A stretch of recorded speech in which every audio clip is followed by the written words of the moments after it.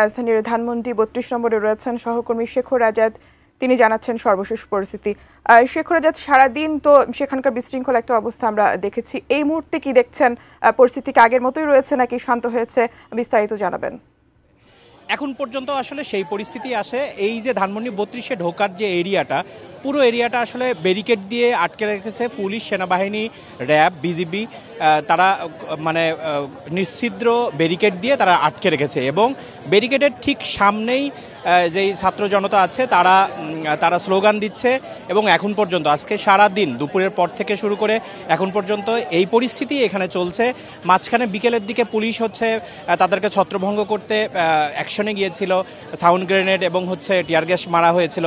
কিন্তু সন্ধ্যার পর থেকে আমরা যেটা দেখছি সেটা হচ্ছে যে এখন যে ব্যারিকেডটা ছিল সেই ব্যারিকেডটা আছে এবং সেই ব্যারিকেডের সামনেই যে ছাত্র জনতা যারা এসেছে ধানমন্ডি ৩২-এ ভাঙার জন্য তারা স্লোগান দিচ্ছে এবং তারা বলছে যে ধানমন্ডি ৩২ তারা না ভেঙে যাবে না।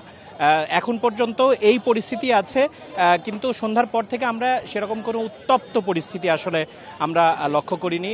সেরকম পুলিশ বা সেনাবাহিনীর সাথে সাধারণ জনগণের যে ধাওয়া পাল্টা দেওয়ার ঘটনাটা যে বিকেলে ঘটেছিল সেটা কিন্তু আর সন্ধ্যার পরে এখন পর্যন্ত লক্ষ্য করা যায়নি।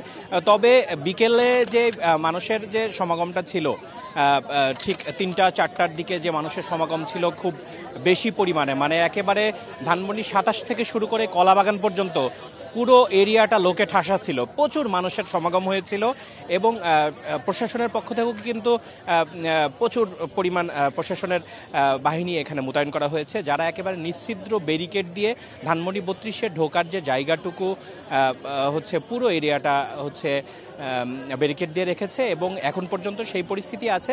তবে উৎসুক জনতার আনাগোনা কিছুটা কমেছে, তবে এখনও আছে এবং তারা বাইরে স্লোগান দিচ্ছে এবং তারা খুব জোর গলায় বলছে যে আমরা আজকে ধানমন্ডি ৩২ না ভেঙে যাব না।